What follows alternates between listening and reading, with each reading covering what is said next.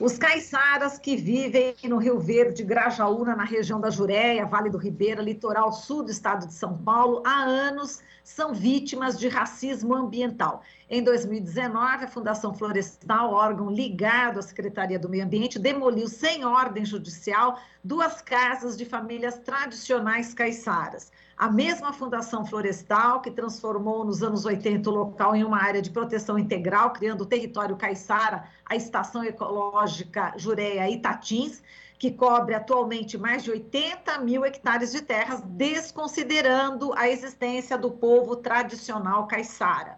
O governo paulista queria derrubar 3 casas, mas uma ficou de pé, por uma postura corajosa da moradora Karina Otsuka, que estava grávida e se recusou a deixar o imóvel. Agora, o Tribunal de Justiça de São Paulo acaba de conceder uma decisão liminar importante que está sendo considerada uma vitória para o povo caiçara.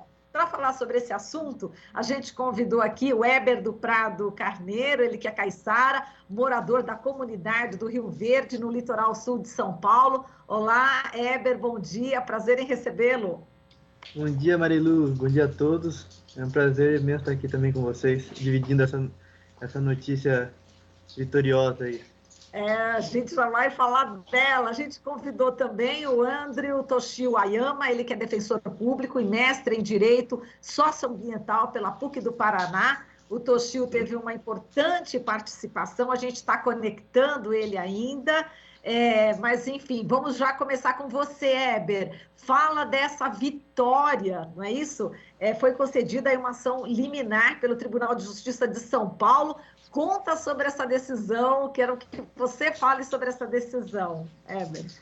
Oi, Marilu. Então, foi uma decisão super importante para a gente, que está aí há 2 anos já na espera de uma notícia boa, na verdade, né? A gente teve a minha casa demolida lá em 2019, né? Hoje a gente está morando improvisado na casa do meu avô, né? E aí para a gente poder reconstruir a casa da gente, né? Assim, é maravilhoso, né? Poder ter o teto de novo, né? Poder seguir a nossa vida de forma digna, né? Sem ser criminalizado pelo Estado. Na verdade, essa decisão é super importante porque, na verdade, o Estado vem criminalizando a gente, chamando a gente de invasor, né? Sendo que minha família está lá há séculos, né? Então, para a gente foi super importante, assim, né? E agora ainda mais importante por conta que eu tenho um filho de 6 meses, né? Eu e a Vanessa, minha companheira. O Joaquim. Ele está com 6 meses, né? E nasceu no meio dessa pandemia, né? Esse momento triste que o país está passando, né? E para a gente ter uma vitória dessa, a gente poder construir uma casa, dar uma vida digna para ele, né? É super importante, assim, né? E para toda a comunidade, na verdade, né? Que todo mundo estava esperando isso, né? Todos os familiares, né? Todo mundo esperava uma notícia que viesse alegrar um pouco esses anos aí. Exato. Bom, eu queria que o Toshio também explicasse aqui juridicamente, mas vamos ver aqui, ele ainda não está conectado, infelizmente, mas eu vou falar um pouco aqui a respeito dessa decisão, né, que foi concedida uma decisão liminar pelo Tribunal de Justiça de São Paulo, após o ingresso, né, de recurso pela Defensoria Pública do Estado de São Paulo, através do Toshio, né, no processo que busca o reconhecimento do direito de moradia e solicita a reconstrução da casa do Éber, né, do Éber do Prado Carneiro, junto com a Vanessa, né, casado com a Vanessa Muniz Honorato, e como disse o Éber, o Joaquim, aí, que tem 6 meses. Bom, a família, vocês tiveram as casas demolidas, né, como você disse, em 2019, pela Fundação Florestal, e agora o Estado está obrigado a reconstruir a sua casa. Como é que é? Quem é que vai pagar, né, essa reconstrução? Foi dado aí o direito à moradia e também a reconstrução da casa, mas quem é que vai pagar, né, os tijolos, o cimento, enfim, para levantar essa casa? Então, assim, a princípio, na verdade, pelo que eu me recordo da ação, do agravo, né, que foi mandado por TJ, na verdade a gente pede só a reconstrução mesmo, a princípio por nós mesmos, assim, né? Na verdade, o que a gente quer mesmo é o reconhecimento desse direito que a gente tem, que é legal, que está na lei, né? A gente tem esse direito de moradia, né? Na verdade, a reconstrução vai ser pela gente mesmo, assim, né? Eu acho que tem alguns passos aí, né, ainda. O Toshio poderia explicar até melhor, mas acho que tem alguns passos ainda a esperar, mas é isso, acho que assim, é pela gente mesmo, assim, né? A gente só queria mesmo o direito de reconstruir, né? De poder estar lá. Na verdade, é o direito de ter a casa de pé, né? Não era nem para ter demolido, na verdade, né? Nossa, eu lembro, a gente estava aqui, a gente fez a cobertura, né, logo após essa tragédia, né, que aconteceu, dessa destruição dessas duas casas aí, sem qualquer, enfim, autorização, né, judicial. E eu queria que você relembrasse um pouco esse momento, né, que foi muito triste para vocês, né, Eber? Conta como é que foi naquele momento ver a destruição aí da sua casa. Foi muito difícil, assim, foi bem complicado, porque na verdade só estávamos eu e dos moradores, né, das casas, só estávamos eu e a Karina, né, meus dois primos, né, o esposo da Karina e o Marcos, né, o dono da outra casa demolida. Eles estavam na praia, eles estavam indo de moto ver se tinha peixe, né, a gente é pescador, né, e eles foram apreendidos na praia, eles nem conseguiram ver, né, eles foram levados para a cidade de Iguape. Eles nem conseguiram ver. Foi um momento triste, assim, né? Eu não sei nem como compartilhar esse tipo de sentimento, porque por conta que a gente vê um sonho da gente sendo, né, tirado num instante, assim, né?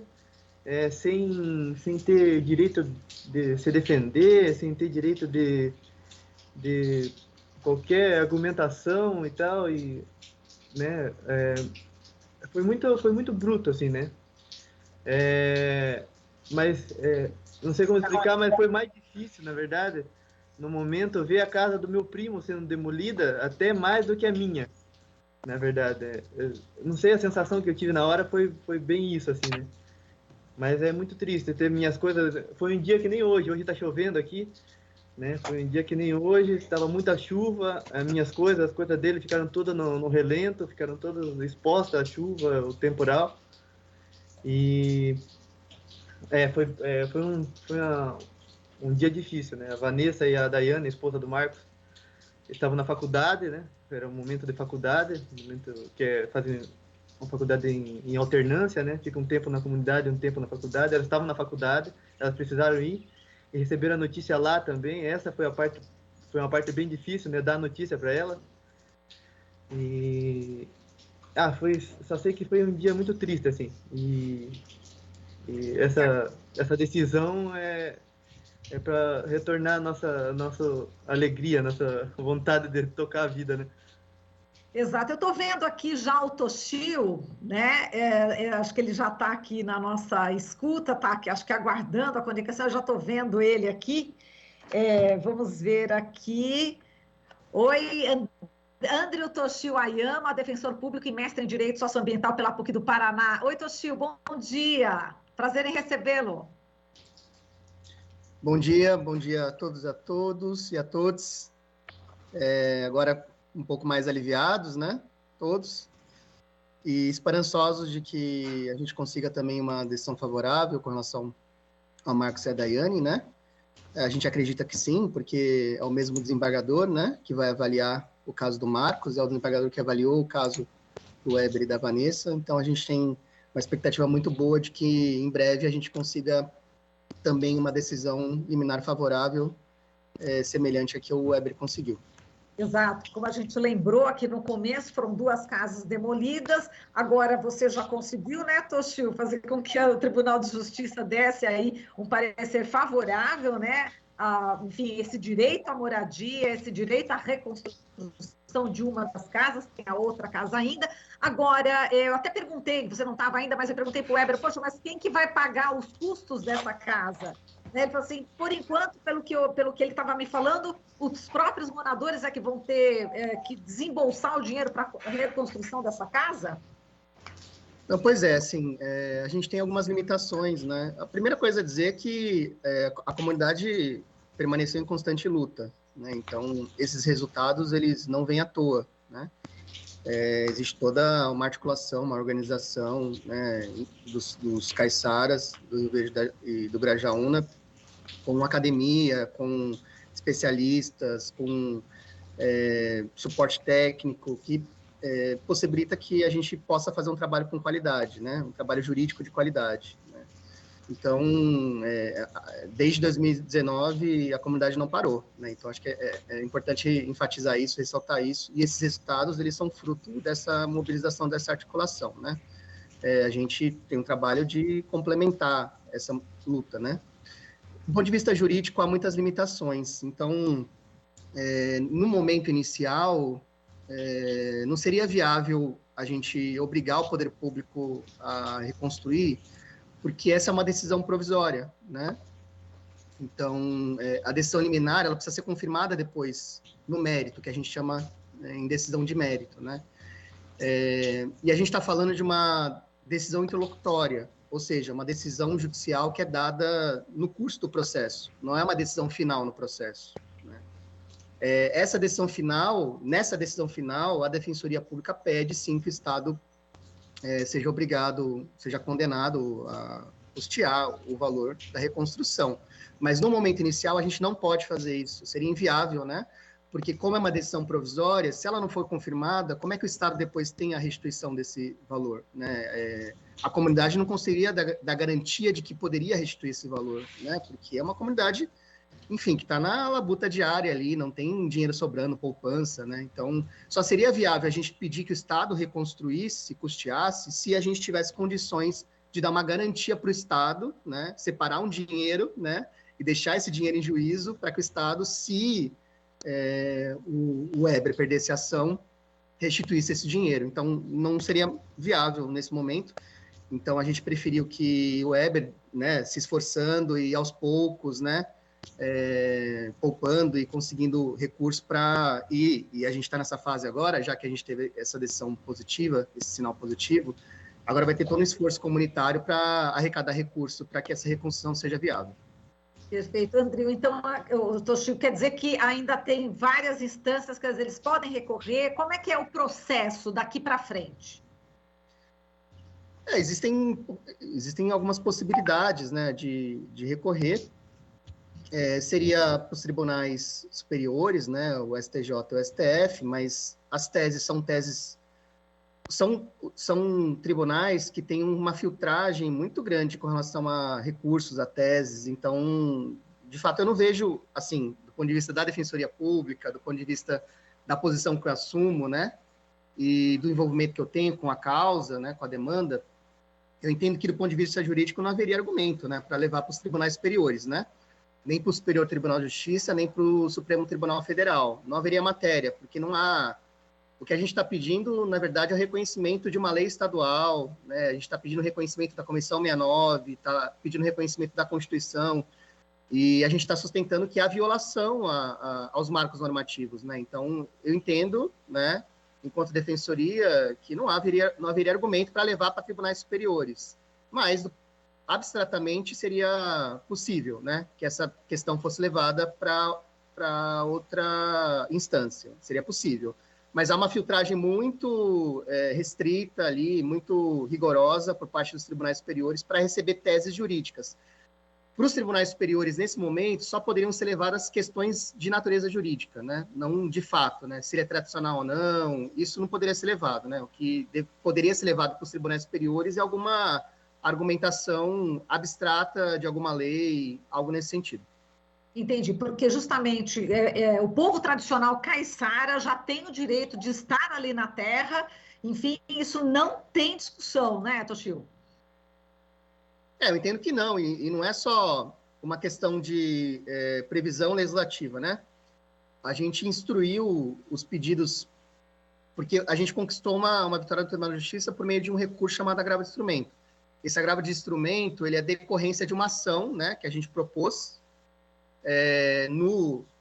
na Justiça de Iguape, né, na Vara Judicial de Iguape, e essa ação está instruída com farta documentação, né, inclusive documentação oficial, né, documento de cartório, né, atestando a presença da família Prado desde o século XIX, né, 1856, salvo engano, né, Heber?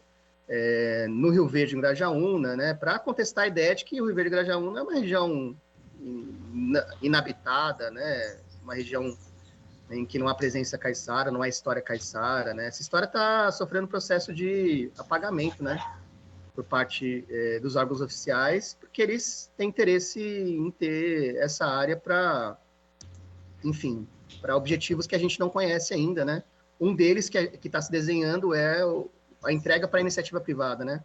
Para exploração de turismo, talvez um turismo de luxo, né? Então, existem interesses, né? Por parte do poder público e acredito também de agentes econômicos no uso desse território de alguma maneira, ainda que seja para preservar, mas uma preservação que expulsa comunidades tradicionais, uma preservação destinada à elite, né? Exato. E quem, na realidade, preserva realmente são os povos tradicionais. Eu queria até falar com o Weber sobre isso, né? A preservação. O quanto essas famílias que estão aí desde o século XIX, como disse aqui o Toshio, de que forma a sua família tem preservado toda essa área e o conhecimento que você adquiriu, enfim, dos teus antepassados também, Weber, é importante. Eu sempre lembro da Manuela Carneiro, né, da antropóloga, enfim, que fala que o caiçara é aquele que se banca, que se defende, que está ali e consegue, joga o caiçara ali que ele vive. Me joga ali, apesar de ter nascido em Santos, né, de ser considerada, enfim, caiçara, mas não dessa maneira, o povo tradicional caiçara, né, Heber? Ah, sim. A população caiçara, na verdade, no território como um todo, né, não só aqui na Jureia, né, ela tem esse compromisso, né, de preservação, né, porque não só pela estética, né, da preservação, pela paisagem, né, mas pela necessidade, né, que ela depende, né, do ambiente onde vive. Ela depende da mata, ela depende do pescado, das águas. Então esse conhecimento passado de geração em geração, né, é super importante por conta que a gente tem as épocas de cada coisa, né? A gente tem a época do roçado, a gente tem a época do pescado, a gente tem a época do plantio. Então, esses conhecimentos fizeram com que até hoje esse local, essa mata, né, que a gente vive, tivesse assim desse jeito, né, preservada como sempre. Quem vê à primeira vista, né, fala, ó, é uma mata intocada, né? Ela não teve nenhuma alteração, né, durante todo esse tempo, desde o descobrimento, né? Mas não é bem assim. A mata, a maior parte dela foi utilizada já, né, para roça, né, para extrativismo. Então, esse conhecimento é super importante, né? E hoje, como o Toshio citou aí, né, a gente tem parcerias com a universidade, né?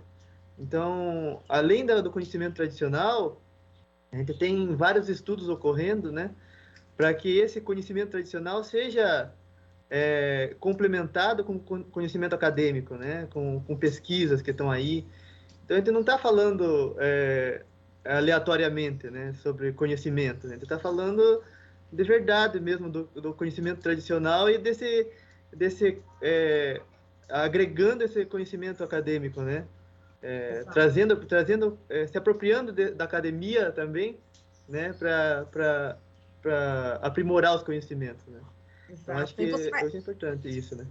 E você vai passar todo esse teu conhecimento para o Joaquim, né? Que agora tem 6 meses, mas ele já vai aprender ali a pescar, não é isso? A Ah, plantar, tudo, né? com certeza, né? Ele já tá no meio, já não tem como fugir disso, né? Ele daqui a pouco já tá na praia pescando, já tá andando pelo mato aí, né? Mas esse é de praxe, né? As crianças já nascem aprendendo as coisas já, né? Exato. Então, Sil, e essa história, né, de preservar o meio ambiente, enfim, o governo do estado de São Paulo foi que nem um trator aí, né, quando colocou aí a Estação Ecológica Jureia Itatins, sem respeitar a população caiçara. Eu estou com essa luta, junto com essa luta praticamente há muitos anos, e esse desrespeito, né? Então, em nome do meio ambiente, se destrói, né, todo esse conhecimento desse povo tradicional. A gente sabe de muitas histórias de muitos jovens que foram embora, foram para a cidade, que se envolveram com drogas, que morreram, pessoas que, né, não tinham tanta habilidade com a agricultura, com a pesca, tiveram que ir para a cidade. Quer dizer, foi uma violência o que aconteceu na Jureia, né, Toshio? Pois é, a gente tem um passivo socioambiental, né?